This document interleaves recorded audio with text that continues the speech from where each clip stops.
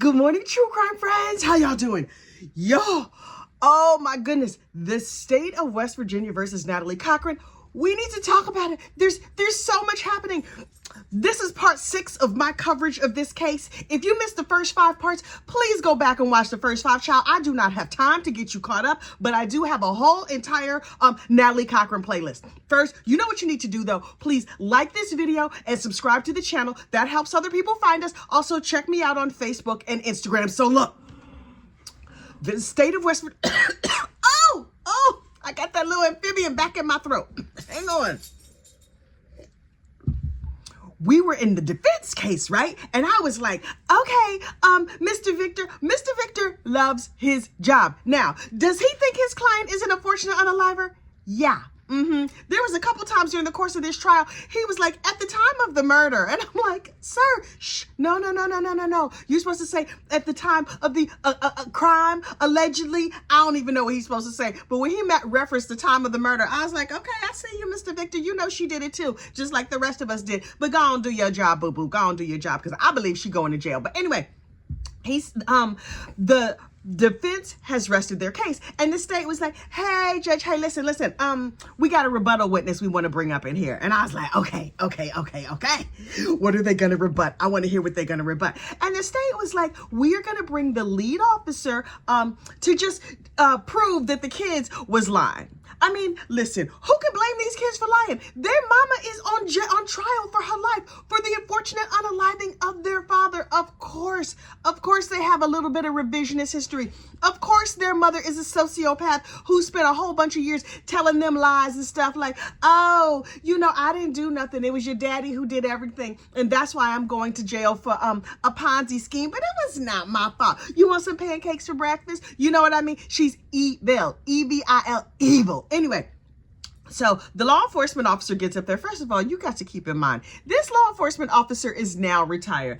He's like, why are we still talking about this? I should be down by the fishing hole in the holler or whatever. I don't know what activities they do in West Virginia. Somebody let me know, because I don't know. Anyway, he was just like, he was calm, he was cool, he was collected, entirely unflappable. I loved him so much. You think I wrote down his name? No, I did not. But he was the lead investigator, right? So he was just like, yes, I was there when they served the search warrant on this evil heifer's house. I mean, that's not what he said. That's the spirit of what he said. But he was real calm and real polite about it and stuff. And he was like, I was there when they served the search warrant, and I was there when we did this part of the crime, and this part and that part, and I looked through all her text messages. Now, keep in mind, they have thousands and thousands and thousands of text messages. And so this law enforcement officer walked us through refuting everything the kids said. The kids were like, this was my daddy's business. And my mother, just like, she sat around and helped periodically from time to time. Then there's all the text messages of Natalie clearly running the business. Everything those kids said was there in the text messages that the kids had been lied to. Okay, fine. Of course she lied to her kids. And then Mr. Victor got up. Oh, Mr. Victor, you're so cute. He was just like, Mr. Law Enforcement Officer, he probably called his name, but again, I don't know what his name was. He was just like, the kids were there. They lived in the house. You don't know what those kids saw. You say you have all these text messages. Is there proof that Natalie ran the business? And the law enforcement officer was like, yes. Also, the law enforcement officer pointed out that as Michael Cochran lay dying on the couch, Natalie Cochran was sitting there texting people as though she were Michael Cochran. She impersonated her dying husband while he was right over there on the couch, slipping the bounds of this earth. And so Mr. Victor was like, prove it. Listen, Mr. Victor, psst, come here. You should never ask a question that you don't know the answer to. Now listen, maybe they didn't teach you that in criminal defense attorney school. I learned that on like Matlock, but you should probably have looked that up. I believe, child, this is the gospel according to Kathy. I believe that Mr. Victor was like, I'm going to give this man a stack of text messages, and he's never going to be able to find the exact messages that show Natalie was running the business while her husband lay dying, as her husband was alive, and after he died. right? The law enforcement officer was like, if you could give me a second. So calm. This brother did not break a sweat. He flipped through. Oh, well, it says right here, He read off the text messages that proved that Natalie Cochran was running the whole show. I was like, wait. This defense attorney has asked for receipts, and this officer has come through with the Holy Trinity. He had timelines, screenshots, receipts. He had everything. And I was like, yes. Oh my God, it's so good. And when Mr. Victor could not crack the officer, he was just like, no more questions, Your Honor. Oh, he's so annoyed. I love it. I love the drama. He looks like the penguin up there wallowing around, asking questions, yelling things, pounding on the table, calling his client a murderer. Good job, Mr. Victor. Bravo. Oh my God, it was such a good performance. And then they were like, okay, now we're going to do closing statements. They had a long break. And I was like, they need to get to this. I have meetings today. Well, it turns out the timing of these closing arguments were perfect because, while I was like, I'm in a meeting, like, okay, like, let me just check and okay, they haven't started yet. I was so nervous I was gonna miss them and have to watch them on replay. But no, they timed it perfectly so that the closing argument started right as my meeting ended. So I was perched, I was there, I was ready to go. And so the defense, the lady from the prosecutor's office got up and she explained everything to us. She spent her whole 45 minutes and she was like, let me ask you something. Did you notice that, first of all, this lady did a whole lot of shady stuff. It's real clear she was running the business. While her husband lay dying on the couch, she was sending text messages. While he was in the hospital, she wants you to believe that she was holding his hand and stroking his hand and right there at his side. But the text messages prove that she was over there still trying to solicit money while her husband was dying in the hospital. Ma'am, the level of evil is really next level. Is this Hefeweizer Sose? What is happening? Just like no moral compass at all. And as a side note, her children, ever since her kids testified, they've been sitting there in the courtroom. And I was like, I don't know if it's good for your mental health for you to go to your mama's murder trial, right? To see evidence and autopsy pictures and all these things. And also, one of her kids is in college, one is in high school. Do they give you like a murder trial pass? Is that an excused holiday? I need to understand how the school district works because I was very, very confused. But yesterday they were not there. So maybe you only have like a 2-day murder pass. I'm not sure how West Virginia works. Somebody please let me know. Anyway, when so the kids were not there. Thank goodness. Those closing arguments were so good. And the state was like, we had a warrant or whatever, a search warrant to search her house. And we went all around. Now, this is months after her husband died because remember, Michael Cochran died in hospice, right? Which means there was not going to be an autopsy because they don't do autopsies out of hospice. Did Natalie know that? Did she arrange that ahead of time? Unclear. Anyway, when they did a search warrant to search her house several months later, she went through the search warrant. She's like, okay, let me see what you took. Oh, you see right here, item number 65, where it says you have insulin. I have that for my neighbor kid. Ma'am, of all the things they took out of your house, how come you specifically pinpointed that? Ooh, want a hit dog, holla. I was like, okay, ma'am, we see you pointing out evidence. She was like, you can take the rest of this stuff, but that insulin, let me explain this. And I was like, okay, girl, you kind of telling on yourself, but okay. Also, Mr. Treadway. Now listen, I'm not going to say nothing bad about Mr. Treadway because he is out here in these free streets and he can sue me over here at the Gossip Rumor and Innuendo. Hello, Mr. Treadway in West Virginia. How you doing? I'm not going to say nothing bad about you, but I do have questions, right? I have questions. Apparently, Mr. Treadway, the graphic designer friend who said to Natalie in a text message, "Sir, you're bad at crime. You should be using WhatsApp," but that's another story for another day. She was like, the police might come and ask you questions. And he said, and I quote, "They won't get shit from me." Okay, sir, why are you so hesitant to talk to the police, Mr. Graphic Designer? It has been alleged or intimated that you may have helped Natalie create like fake, what are they? Like bank statements and spreadsheets and things that she showed to the bank to get loans, fake tax documents. Mr. Treadway, I'm not saying you did that. I don't think that you created that Bank of America letterhead at all, even though you may have had the skill to do it, but I don't know nothing about that. Sir, you are absolutely innocent as far as I'm concerned. But I got questions, right? And so I was like, okay. The prosecution ran through their whole case, all the shady behavior that Miss Natalie had.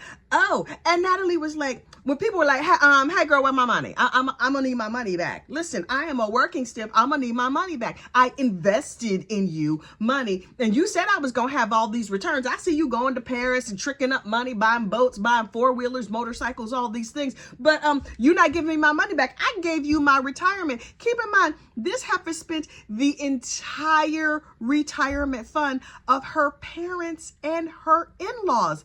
Sociopath. And when they asked her, like, where's the money? And she was like, oh, I have an email right here from Betsy Britland. And Betsy, you know I be working with Betsy all the time. She's with the federal government. And Betsy said that they are under an audit. And so they can't give us the information. And Betsy said this. And Betsy said that. You know what we discovered? We discovered in this trial that Betsy Britland does not exist. Oh, she just made up a whole federal employee. Okay.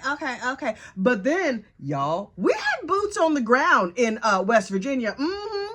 Good morning, Creepalacha. How y'all doing over there? Listen, over at the Creepalacha YouTube channel, they had the tea. They have the tea currently and ongoing. I'm going to put a link to them in the description box of this video too. Anyway, Betsy Britland was a real person.